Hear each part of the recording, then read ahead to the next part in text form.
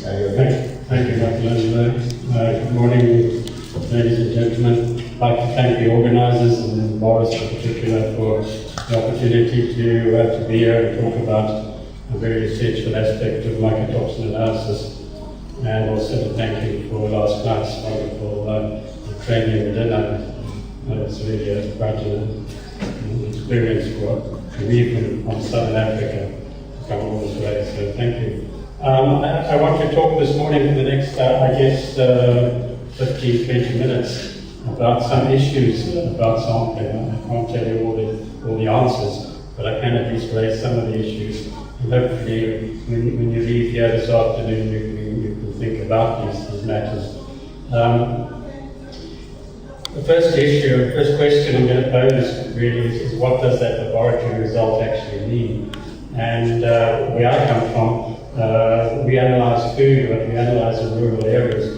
And what you see on the left here is a typical African food store in some sort of shelter. And that's a large part of maize, and we want to know what our population is exposed to in terms of mycotoxins from that. So we need to sample a maize store of that nature. Somebody will actually go out and do that, and then the sample will go through that door into the laboratory. Now, in the last 10 years, we've been very good at new laboratory instrumentation, much lower repeatabilities, better recoveries, better methods, and we've seen them already this morning in the first two talks. And we now get certified results from accredited laboratories. So we've tied together very well the laboratory and the result that comes out of it. But at the end of the day, we still have to ask, what does this certified result actually mean when we get back to the homeowner and have to tell him whether his store is contaminated or not? So why should there be a problem? Well, as you probably know, mycotoxins are not evenly distributed. The fungi do not occur evenly across the product. So we have hot spots of contamination, and typically, almost in a worst case scenario, is the picture at the bottom there. It's a very large crate of apples containing probably about 350 kilograms of apples. It was taken into an apple factory processing apples, and they all look very nice, and you would probably eat them as table apples, except if you start digging around and you can start to find odd ones that look like this one here, which has got penicillium expansum in a very large amount of patchin in there. And that one bad apple is going to contaminate the whole lot. So, and that really exemplifies the whole story this morning of my next 20 minutes is the problem of this one bad apple or whatever, one bad peanut or a small number of peanuts contaminating a very large batch. And the problems of actually sampling to get a reasonable answer as to what the overall contamination would be. I'm not going to go through this matrix, but you can do it with students.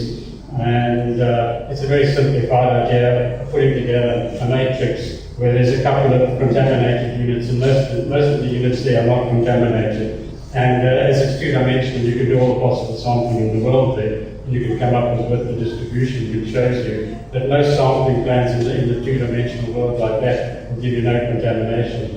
And in fact, out of all the different ways of doing it, there's only one that will give you a very high level, and you can then show effectively the skewed distribution that results from the mycotoxins. If we move away from the sort of theoretical ideas and actually look at the real world, throw up some figures there.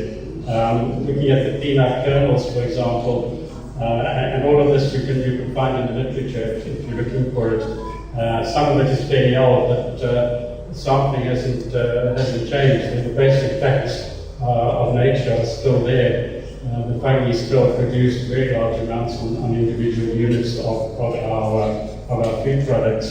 And you can see the sample sizes, number of samples, and although the batch of these peanut kernels was, for example, very low, you can see the range of analyses that resulted, and even worse as the mean contaminations go higher.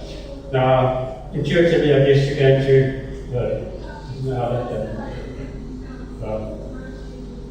let's go back one. Lock the mouse. Okay. Yeah. Intuitively, you begin to realize that the more you grind samples up and the more you break it up into fine particles, the better the distribution is going to be. And this is shown in the case of peanut cake and peanut meal, where the mean now begins to fall within the range, and you can see that range becomes very much narrower than it was in the case of the individual analysis or the individual kernel analysis. So this is one of the aspects that we can consider. I don't want to talk about peanut butter at this stage, but to go on and talk about the types of errors that occur in mycotoxin testing.